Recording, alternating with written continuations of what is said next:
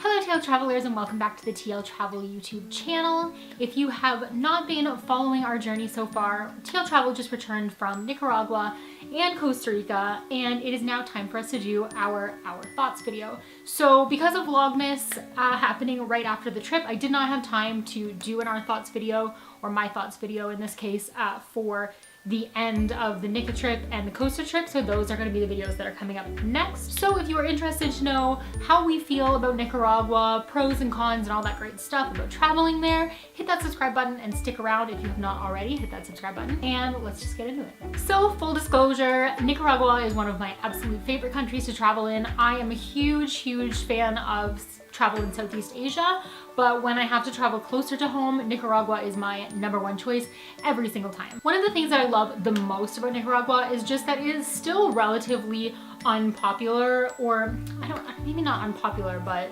just it's not quite as touristy as neighboring countries like Costa Rica, which is super popular and also very beautiful. But with Nicaragua, you have the ability to still go find beautiful hidden beaches, and I mean like hidden beach after hidden beach after hidden beach, where you can very easily be the only person or the only people on it. And the same goes for excursions and hikes and all of those great things. I know from experience, I know that a lot of you guys know from experience, that you can show up for a hike to a viewpoint in a number of different countries and easily be disappointed by the fact that it's just super crowded. You can't get the shots that you want, you can't get the views that you want, you just don't get the feel that you want. With Nicaragua, a lot of the times, even popular tourist spots or stops, viewpoints, hikes, that kind of thing, will be relatively empty when you go to see them. So I guess what I'm really trying to say is just Nicaragua is one of those countries that has yet to lose its charm. Another thing that I really enjoy about Nicaragua, and again, I'm comparing it to Costa Rica because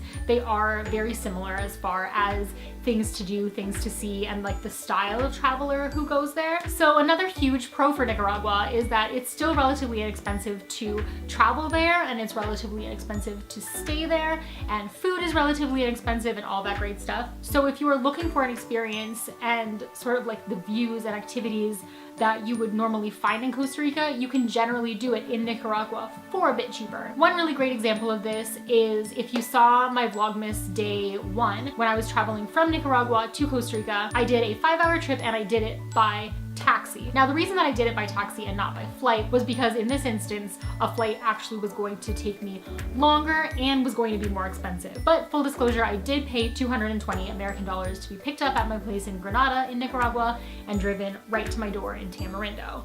Now, that said, regardless of the fact that it was my cheapest option, aside from taking local transit, which obviously would have been so much cheaper, it just was not something that I was planning on doing at that time. When you actually broke down the cost of my transfer between the Nicaragua segment and the Costa Rica segment, you could see a huge difference in like cost variation.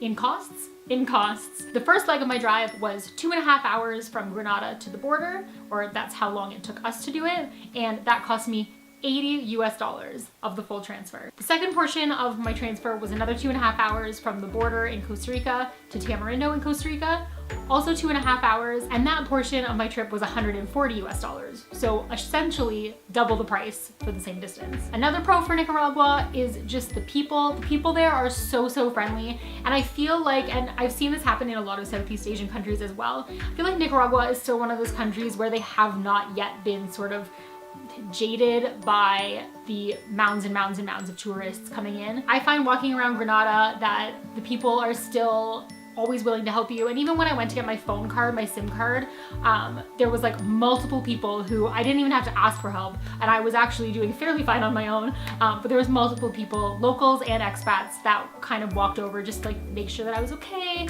make sure that I knew what I was doing, make sure that I didn't get ripped off, all of those things. And I just kind of love that sort of community feel, and it really just makes it so easy to make friends and go on adventures and, you know, enjoy your time. And my last pro is the food. Oh my gosh, I just love the food there. It's so easy to get amazing fresh food and amazing fresh seafood. If seafood is something that you're really into, head to the coast and there's just a ton of great seafood options right there for you. They'll even fish it right out of the water and make it for you right there in front of you. So quickly, I'm just going to touch on a couple of cons. And again, I just want to stress that Nicaragua is one of my favorite places to travel. I absolutely love it. I absolutely recommend it. However, there are still, as there are with many tourist destinations, the occasional scam and dangers and things to look out for, especially in the larger cities. So of course you want to exercise caution the way that you would anywhere else. Take a look at spots where tourists are more commonly, and take a look at spots that are a little bit off the beaten track for sure.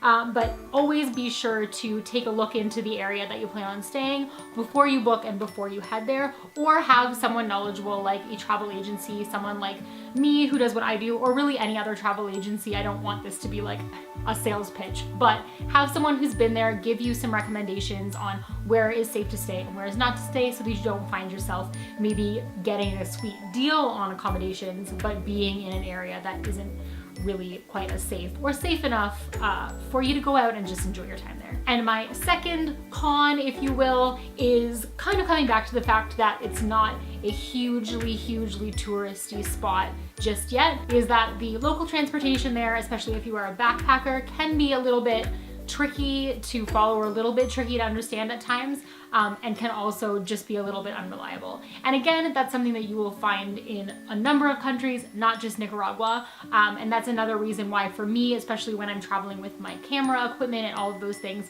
will choose a direct taxi or a shuttle service or something like that over local transit. But local transit is of course always available and a great budget way to get around, as long as you aren't on a very tight time schedule.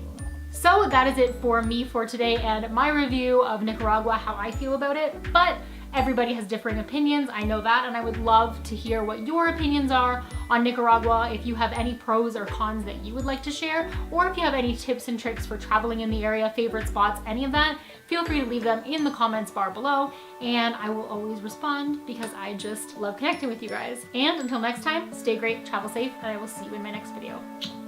Bye!